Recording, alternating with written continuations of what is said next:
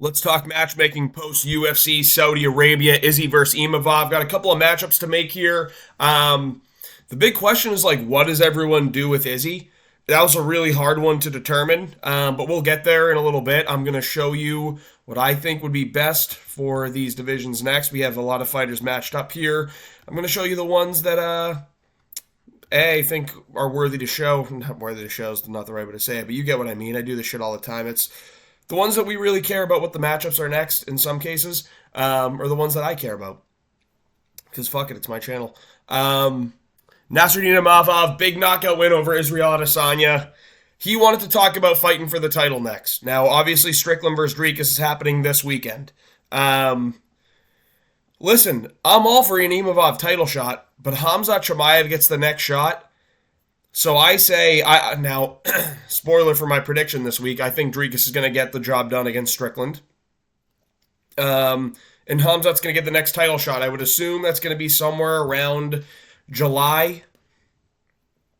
Something around there. Maybe June if we get lucky.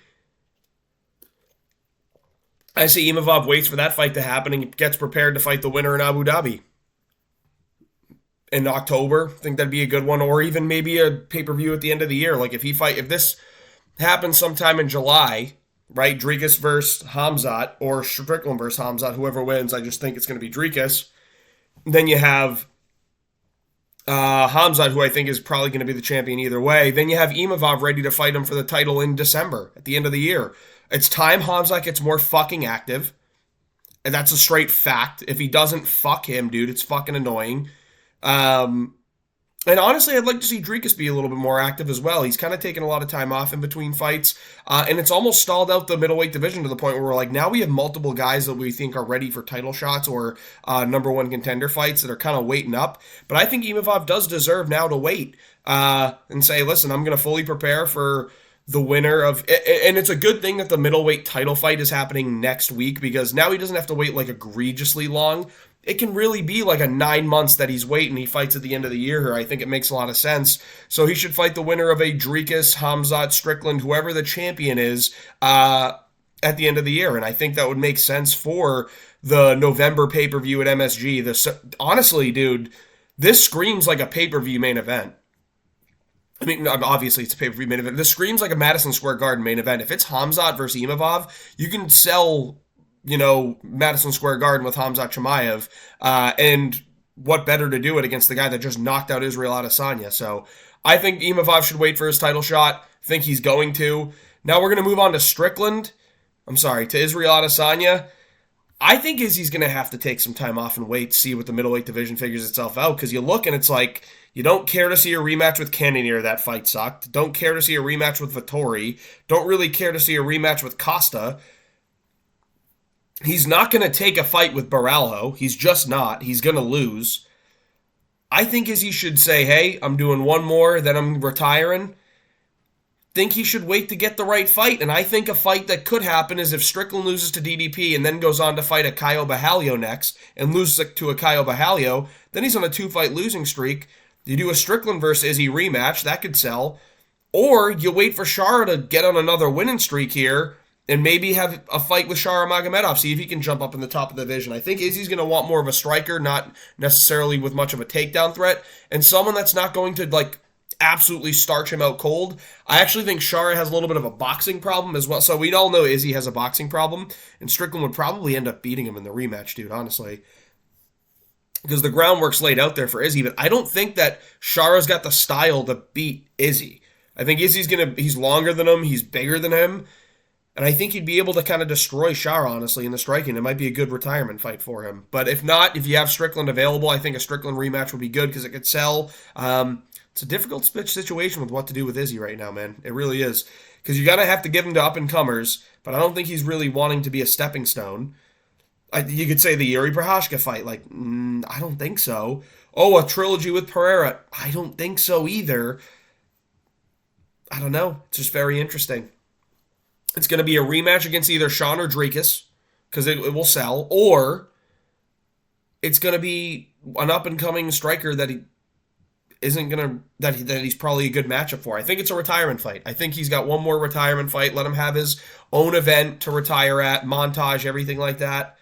and then he retires. But I think it's a Strickland or a Shara like down the line. I think regardless, I think it's going to be a year until he fights again. I think that makes the most sense. Let the division figure itself out. I know Kenny Okoye might not like that, but guess what, buddy? What do you want to throw him in there against Baralho next and have him get choked out in a round? That's how it's going to go. Moving on. Michael Venom Page, MVP. Jorge Masvidal. Dude! Jorge Masvidal is going to come back to fight in the UFC. He's going to want a name. He's going to want a striker. MVP is going to want a striker. He's going to want a name. He didn't take any damage against Shara. I think he took a total of like 8 strikes to the head, period. No, I think MVP would tool on Jorge Masvidal. But it's a matchup that makes sense. Now, you could do the Wonderboy fight. I've just put Wonderboy as the option for every single time with MVP. But I honestly think that would be a super boring fight as well. I think Jorge versus MVP actually would sell. And if you did that as like the feature fight on the UFC Miami card, I know I made the Miami card builder. Looks like a lot of those aren't actually going to end up happening, so it was a fucking waste. I think MVP and Jorge Masvidal as the feature fight on Miami could absolutely help sell pay-per-views. Jorge Masvidal is going to get a striker that's not going to try and take him down. And MVP is going to get a striker that's not going to try and take him down. Jorge gets to fight in Miami again against a fight that is winnable because like he realistically can blitz attack and somehow catch MVP. And MVP, obviously, this is a fight that he's probably going to cruise to a decision if I'm going to make a prediction. But I think it's a good one that builds hype. You're going to have Masvidal coming back. You want him against a striker. You want him against a ranked guy in the middleweight division that has some hype behind him right now. Why not Michael Venom Page versus Jorge Masvidal? That makes sense to me. I think it's a great one. And I think MVP is willing to make a quick turnaround. He's a guy that's pretty active. He fought in March of last year. Then he went to fight right again in the end of June. He just fought it the first day in February. 2.5 months. Turn around and fight on April 12th, Jorge Masvidal in a feature fight of UFC Miami. I think it makes sense. He didn't take any damage in this fight, so let's see it happen. Moving on. Shara Magomedov. Listen, I don't think he should be fighting a ranked opponent. I don't even think he should be ranked. But regardless, I think they're going to drop Michel Pereira from the divisions. The second Bo Nickel gets an extra win. And I think they're going to give Shara Magomedov a fight with a guy that is winnable for him. And a guy that maybe is still in the ranking. So I think Shara versus Michel Pereira is a good fight to make. Listen, they're going to want to give him a winnable fight after that. And kudos to Shara for being active. But like, Michel Pereira has a chance of knocking him out in the first 2 minutes, absolutely. But if he doesn't, it's just going to be Shara Magomedov piecing him up for the back half of round 1 and all of round 2 until eventually he finds a finish on an extremely tired Michel Pereira. So it's a winnable fight for Shara. It's a winnable fight for Michel Pereira. But it's 2 guys right now ranked 14 and 15 in the division. I think it's a sick fight. I think it's a really good matchup to make. So I think Shara Magomedov, Michel Pereira, UFC Fight night, the next time they go to Abu Dhabi, that's probably what they're going to do on the main card. You can do it as the feature fight. I think it makes a lot of sense. So UFC, Shara Magomedov, Michel Pereira, UFC Saudi Arabia feature fight. Sorry, UFC Abu Dhabi feature fight, which they did in August last time. I'm assuming they're going to find somewhere again in the Middle East in like June or July. But if not, dude, come to the US and do that in June or July. Both guys can fight in the US, so I'm cool with that as well. Moving on. Sergey Pavlovich. Got to win. It gets dicey for Sergey because, like, he got to win. The only guys he's lost to is Volkov and Aspinall. Don't want to see the rematch with Volkov. He doesn't deserve an Aspinall shot again. So, like, what do you do? Because he's knocked out Tai Tuivasa. He's not going to go down and fight Tai Tuivasa that low in the rankings. He's not going to go fight Derek Lewis again down in the rankings. He just beat Jairzinho Rosenstrike. It's like, what's really next for him? Jaltun Almeida, I don't hate. But the reason I didn't match him with Jailton Almeida or Cyril Gane is because I think those two should fight each other. I want Cyril Gane to get fucking submitted and get him out of this fucking... He's such a bitch, dude. But I think Sergey versus Blades 2 might make sense. They're going to be on similar schedules. Blades is fighting Kunaev on the Seattle card. If he gets a win there, it's like these two guys both got knocked out by a minute, within a minute against Aspinall, and both have like a loss recently. Because, you know, Blades obviously has the Aspinall loss. And Sergey Pavlovich more recently has the Volkov loss and obviously the Aspinall. I just think it makes sense to do a rematch between these two. Does it not scream? Actually, I just don't know what to do with Sergey, if I'm being real. And then you don't know what to do with Blades. It's like, fuck it, have him rematch. This screams Apex Fight Night main event. The rematch. Sergey Pavlovich versus Curtis Blades 2. I don't know. What else do you do with heavyweight? That's the problem here is like, you could have Sergey fight Jailton Almeida or Cyril Gane. Those are an option, but I think those two are going to fight each other. They should. But if not, those are the easy options. I mean, would probably be Jailton Almeida because those two haven't fought yet. And honestly, Jailton Almeida has a chance of winning that fight, but we'll see. I think Sergey and Curtis Blades 2, the rematch makes sense. We're going to move on. It's going to be a fight night in fucking June, Apex. Jairzinho Rosenstrike, I just don't know why this hasn't been made yet in history. The twins battling it out, dude. Come on, this would be great. The fucking Wonder Twins going at it. Derek Lewis, Jairzinho Rosenstrike, do it in front of a crowd. Feature fight of a fight night. I'd love this to be the feature fight, but you know they'll make it the fucking main event with two sick fights underneath it because they're like, oh, the heavyweights need to be the main event because Dana doesn't know what UFC fans want and believe. But I think it makes sense. Rosenstrike, Lewis. They haven't fought yet. They should fucking fight. Let's see it fucking happen. Sometime in June, July. I think it makes sense. Derek Lewis hasn't fought in a hot minute. Rosenstrike didn't really take too much damage. Let's see it. Vinicius Oliveira. I don't know why Saeed's above him, but Vinicius Oliveira, big win. Time for a ranked opponent. I think a Kyler Phillips matchups make sense. Dude, Kyler Phillips has got to defend his ranking spot against one of these guys and keep matching people up with him because I want him out of the rankings. I think he's overrated as fuck. I think Vinicius Oliveira destroys him. You can see Vinicius Oliveira against a Montel Jackson too, but I think Montel Jackson deserves a jump in the rankings, not a guy that's outside of it. So Vinicius Oliveira, I'm looking at guys that he can fight. Ayman Zahabi's also an option, but I think he deserves a jump even higher than that for beating Said Nurmagomedov with a broken rib. Now, he called out Umar. I love that fight. I just don't think it's ready yet. Like, listen, I know the UFC loves to give random guys jumps up in the rankings, but only if their last name's Nurmagomedov and only if they're from a certain part of the world. That's where the UFC does it. Like, Umar not beating a ranked opponent and then getting Sandhagen. But Vinicius Oliveira beat Said Nurmagomedov in a great win with a broken rib. I think he deserves to jump up in the rankings. I'm okay with a Cheeto Vera fight as well, honestly. But I think the UFC randomly thinks people still give a fuck and think that Cheeto's good enough to be in the spot that he is in the rankings. So I just don't think they'll do it. Let's do Vinicius Oliveira versus Kyler Phillips. I think it makes sense. It's a good fight. Vinicius probably wins. And if he doesn't, Kyler Phillips gets to keep his spot in the rankings. But he's got to defend it. I think this makes sense for sometime around August. I think Vinicius Oliveira is going to need to heal. His rib was obviously broken, so he's going to need about 6 months off. That puts us at around August. I think it makes sense. And you can do it on the main card of a fight night. You can do it on the main card of a pay-per-view, honestly. This would be a good fight. Moving on. Said Nurmagomedov. Muin Gafurov. Listen, try and get him back in the win column. A UFC fight night in Abu Dhabi. Put it on the feature fight of the prelims. Muin Gafurov's coming off a couple wins out of Tajikistan. He's going to have some crowd fans behind him. But they're not going to know who to cheer because they're going to see the name Nurmagomedov and go, wait a minute, dude, am I supposed to cheer for that guy? Because I cheer for all the Nurmagomedovs. I think it makes sense. I think it's a winnable fight for Said. But if Muin Gafurov can take him into deep waters, it's winnable for Muin Gafurov as well. And Gafurov's now coming off a couple wins, and Said's coming off a couple losses. So I think this fight makes sense. Said has a chance to get back in the win column against what I think is a much lesser opponent here. But there's also a chance that he gasses out and Muin Gafurov takes him into deep water. So I think this fight makes sense. The UFC Fight Night card that they're going to do in Abu Dhabi probably sometime around August, June, July. I don't know, but it makes sense. Make it happen. Prelims, obviously, this is a prelim fight. For SEM, another good win over a tough opponent in Mike Davis. Dude, give him the Chandler fight. Chandler needs to fucking fight one of these guys coming up out of the rankings, dude. I'm sick of Chandler getting a Poirier fight that, it's not a big deal if he loses because it's Poirier. Getting a Gaethje fight, it's not a big deal if he loses because it's Gaethje.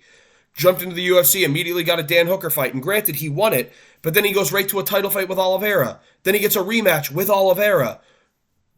Like, dude, this guy's beating Tony Ferguson and Dan Hooker.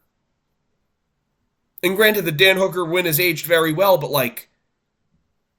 it's time for him to defend his ranking spot against one of these guys that need to be up and coming, and Fares Siam is the most deserving guy for me. So I think Fares Siam, Michael Chandler, fight night main event, main card opener of a pay-per-view sometime in June, International Fight Week main card opener, honestly, for SEM.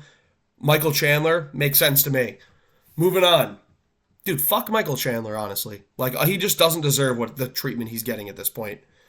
God bless, see you at the time. He'll probably do some dumb shit while he'll hurt for SEM, and then he'll shoot in a takedown, and then start trying to chuck him out of the cage just to get fan. Like, dude, Chandler pisses me off. I'm sick of that, dude. Moving on. Mike Davis. Ring rust merchant right now, man. Like, he's going to probably take another year off. I think, like, a Diego Ferreira fight would make sense. Both guys like to take their time off in between fights. Both have fought recently. It's a good matchup, man. Like, two guys that are really, really good at grappling, but also have good power in the hands. They're both coming off losses, so one of them gets to get right and get a win. I think it makes sense. Mike Davis, Diego Ferreira, do this on the main card of a fight night. I think it can. I think it's honestly a good addition. This fight's goes pretty hard because I don't think that Mike Davis is going to be able to hold Diego Ferreira down the whole time. Diego Ferreira is not accepting that position. I don't think Mike Davis has got the same grappling as Grant Dawson, if I'm being honest, the way he floats. But also, like, if this lands on the feet, either guy can put each other out at any time. So, makes sense to me. Mike Davis, Diego Ferreira, moving on. Muhammad Naimov. I think Joe Anderson Brito makes sense. Brito's coming off a loss to William Gomi. Muhammad Naimov coming off a win against Con Offley now. But other than that, the only guy he's lost to is like Felipe Lima. Because Naimov also beat Nathaniel Wood by cheating his way through the whole fucking fight. I think it makes sense. The two guys in similar spots in where they are in the sport with similar records. Both dangerous, both have names, both will have people behind them. Joe Anderson Brito has a good hardcore fan base, and Muhammad Naimov has that Tajikistan fan base that we know. I think it makes a lot of sense. You do this on a fight night in Brazil. Honestly, take this one to Brazil. I think Naimov fought Eric Silva when they went to Brazil. Oh, no, they were in Mexico City. Naimov's willing to travel. Respect the shit out of that. I think if you do a fight night in Brazil sometime in May, you put Muhammad Naimov on it, it's going to be a pretty damn good fight. Muhammad Naimov, Joe Anderson Brito, this is a pretty good one. Prelims, Brazil card. Moving on. Shamil Gaziev, the GOAT. Listen, I'm thinking Tom Aspinall or John Jones. I'm getting told that the UFC are making them fight each other. None of us want to see Aspinall versus Jones. We all know it's Gaziev title shot time. But in all seriousness, Gaziev, I think Tuivasa makes the most sense, dude. It kind of sucks to say, but like, feed him to Tuivasa. Like, honestly, feed Tuivasa to Gaziev, I mean, because dude, they're going to stand on the feet the whole time. They're going to trade back and forth. I think dude, this is just like a funny-ass meme fight. Like, this is one hardcores will get fucking fired up for, because it's like, dude, Gaziev's getting his jump in the rankings, man. And he's getting it against Tuivasa, another badass. Like, this makes sense to me. Like, I just look at this and go, yeah, main card of a fucking random pay-per-view in Australia. 100%. Like, 100%.